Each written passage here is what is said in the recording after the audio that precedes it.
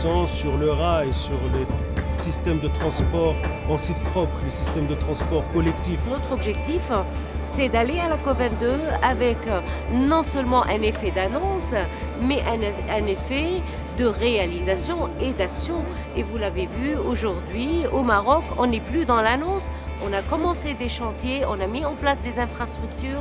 C'est une dynamique d'ensemble avec une vision globale à laquelle il faut évidemment faire adhérer tous les acteurs.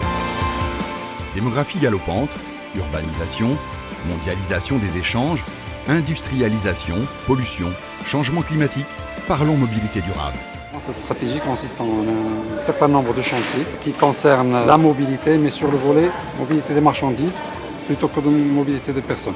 Avec des pôles d'échange, mais aussi des espaces de vie à travers les aménagements urbains qui sont faits autour de l'une des tramways. Et puis le rail a tout son rôle à jouer pour l'interville, pour interconnecter les régions, interconnecter les pays vis-à-vis de l'Afrique. Le rail a toute sa place aujourd'hui. Permettre la mobilité des hommes et des marchandises en limitant l'émission de CO2, c'est mettre en œuvre, en Afrique comme ailleurs, des transports intelligents, sobres en carbone et interconnectés. C'est l'efficacité énergétique et c'est l'économie d'énergie. Je pense que ça, c'est les actions phares. Donc il y aurait tout un plan de déploiement de l'efficacité énergétique au niveau des gares, au niveau des bâtiments, au niveau de nos constructions, les ateliers, etc.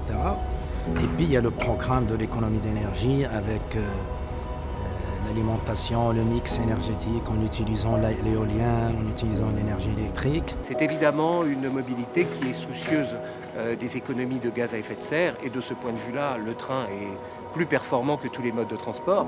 On va traiter la question du climat avec le TGV qui est un élément symbolique de l'engagement du Maroc autour des questions de mobilité durable. Cette grande révolution, à mon avis, est à venir d'ici 5 à 7 ans, avec l'arrivée du véhicule autonome sur le marché. Innovation technologique, efficacité énergétique, éco-conception, e-mobilité, motorisation bas carbone, multimodalité, les solutions existent. Il faut impérativement que dans les textes qui seront publiés après cette COP, il y ait des choses qui concernent le ferroviaire. We heard about hydrogen, we heard about electric cars, technologies to make it easier for people and more attractive for people to use public transport and use the railways.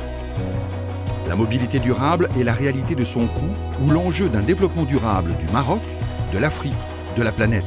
L'urgence est là. Unissons-nous. Investissons. Vite. Before us now is $94 trillion of investment in infrastructure in the next 15 years, and a huge chunk of that is transport. On arrive à avoir accès à un financement compétitif grâce au soutien de l'État concessionnel auprès de bailleurs de fonds tels que la Banque mondiale et autres. L'outil auquel on pense le plus rapidement pour financer notamment les infrastructures, et beaucoup d'autres choses aussi, c'est les obligations vertes.